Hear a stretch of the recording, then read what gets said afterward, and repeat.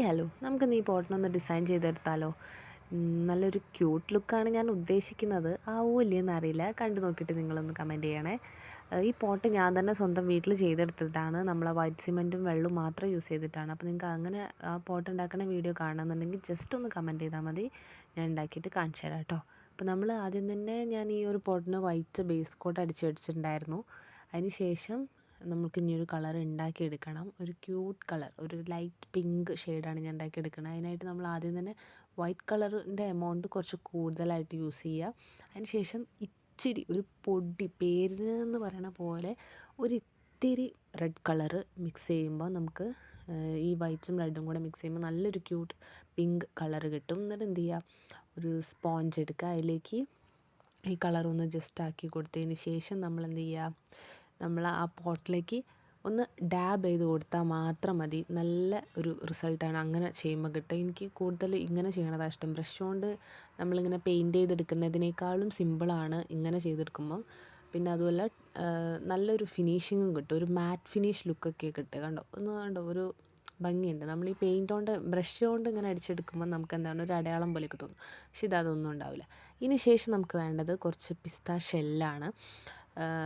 അത് നമുക്കൊന്ന് കളർ ചെയ്തെടുക്കണം. അപ്പോൾ ഓരോ പിസ്ത ഷെല്ല് കളർ ചെയ്തെടുക്കുന്നതിനേക്കാളും സിമ്പിളായൊരു മെത്തേഡാണ് ഒരു ഗ്ലാസ്സിൽ അല്ലെങ്കിൽ എന്തെങ്കിലും ഒരു പോട്ടിൽ കുറച്ച് റെഡ് കളർ, ഏത് കളറാണോ വേണ്ടത് ആ കളർ എടുക്കുക. അതിന് ശേഷം മൊത്തം ഷെല്ലും അതിലേക്ക് ഇട്ട് കൊടുത്താൽ മതി. എന്നിട്ട് ഒന്ന് മിക്സ് ചെയ്തെടുത്ത് കഴിയുമ്പോൾ നമുക്ക് നല്ലൊരു കളറ് എല്ലാത്തിലും ആ ഒരു കളറ് കിട്ടും. അപ്പോൾ അതാണ് ഏറ്റവും സിമ്പിളായ മെത്തേഡാണത്. കണ്ടോ, ഇതേമാതിരി ഏത് കളറാണോ നിങ്ങൾക്ക് ആവശ്യം അത് ഇതേപോലെ ഒരു പോട്ടിലിട്ടിട്ട് ചെയ്തെടുക്കുകയാണ് ഏറ്റവും എളുപ്പപ്പണിയാട്ടോ അത്. ഇങ്ങനെ ചെയ്യുമ്പം നമുക്ക് കളറും ലാഭിക്കാമെന്ന് എനിക്ക് തോന്നിയിട്ടുണ്ട്. എന്നിട്ട് ലാസ്റ്റ് എല്ലാം കൂടെ ഒരു പ്ലേറ്റിലോ എന്തിലെങ്കിലും വെച്ചിട്ടൊന്ന് ഉണക്കിയെടുത്താൽ, ജസ്റ്റ് ഒന്ന് ഫാനിൻ്റെ അടുത്ത് കാണിക്കേണ്ടതേ ഉള്ളൂ. അപ്പോഴത്തേക്കും അത് ഉണങ്ങി കിട്ടിയിട്ടുണ്ടായിരിക്കും. അതിന് ശേഷം നമുക്ക് ഏതെങ്കിലും ഒരു ഗ്ലൂ ഉപയോഗിച്ചിട്ട് നമ്മൾ ഈ പോട്ടിലേക്ക് ഇത് ഒട്ടിച്ചു കൊടുക്കുക. ഈ ഷെല്ലും ഫുള്ള് ഒട്ടിച്ചു കൊടുക്കുക. എല്ലാത്തും നമ്മൾ ഇതേപോലെ തന്നെ പശ തേക്കുന്നു. ദെൻ നമ്മളത് ഒട്ടിച്ചു കൊടുക്കുന്നു.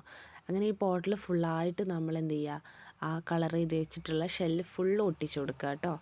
അപ്പോൾ നല്ല ഒരു ഗ്യാപ്പ് വെച്ചിട്ട് ഒട്ടിക്കുമ്പോൾ ഒരു വൃത്തി ഉണ്ടാവും. കണ്ടോ, നല്ല ഈ ഒരു ഗ്യാപ്പുകൾ കണ്ടോ, ഓരോ ഷെല്ലും തമ്മിൽ കുറച്ചധികം ഗ്യാപ്പ് ഉണ്ടെന്നുണ്ടെങ്കിൽ കുറച്ചും കൂടെ ഒരു ഭംഗി ഉണ്ടാവും.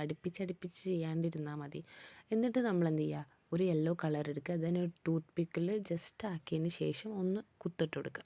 ഇതേമാതിരി ഡോട്ട് ഇട്ട് കൊടുക്കുക. ഇത് വൈറ്റ് കളർ കൊണ്ടും ഈ യെല്ലോ കളറിന് പകരം വൈറ്റ് കളർ കൊണ്ടും ഡോട്ട് ഇടാം. പക്ഷേ എനിക്കെന്തോ വൈറ്റ് കൊണ്ട് ചെയ്തപ്പോൾ എനിക്കെന്തോ അത്ര ഇഷ്ടപ്പെട്ടില്ല. അതുകൊണ്ടാണ് ഞാനിങ്ങനെ യെല്ലോ കളർ കൊണ്ട് ഡോട്ട് ഇടുന്നത്. അങ്ങനെ ആകുമ്പം കുറച്ചും കൂടെ ഒരു ഭംഗി തോന്നി എനിക്ക്. കണ്ടോ, ഇപ്പം നിങ്ങൾക്ക് ഏതാണ്ടൊക്കെ ഒരു ധാരണ കിട്ടിയെന്ന് ഞാൻ വിചാരിക്കുന്നു. അതെ ഗൈസ്, ഞാൻ ഉദ്ദേശിക്കുന്നത് നമ്മളെ സ്ട്രോബെറി ഉണ്ടാക്കാനാണ്. ആവൂലേന്ന് അറിയില്ല, നോക്കാം. നിങ്ങൾ കമൻറ്റ് ചെയ്യൂ ഇത് സ്ട്രോബെറി ആയോ ഇല്ലയോ എന്ന്. എന്നിട്ട് ഇതേമാതിരി ഒരു പച്ച കളർ എടുത്തിട്ട് ഇതേപോലെ ടൂത്ത് പിക്ക് കൊണ്ട് തന്നെ ജസ്റ്റ്, അല്ലെങ്കിൽ ചെറിയ ബ്രഷ് ഉണ്ടെങ്കിൽ അതുകൊണ്ട് ചെയ്താലും മതി, ഇതേമാതിരി തണ്ട് വരച്ചു കൊടുക്കുക. കണ്ടോ, അപ്പോൾ വീഡിയോ ഇഷ്ടപ്പെട്ട് കഴിഞ്ഞാൽ ലൈക്ക് ചെയ്യുക, ഷെയർ ചെയ്യുക. നിങ്ങളും ഇതുപോലെ ഉണ്ടാക്കി ട്രൈ ചെയ്തു.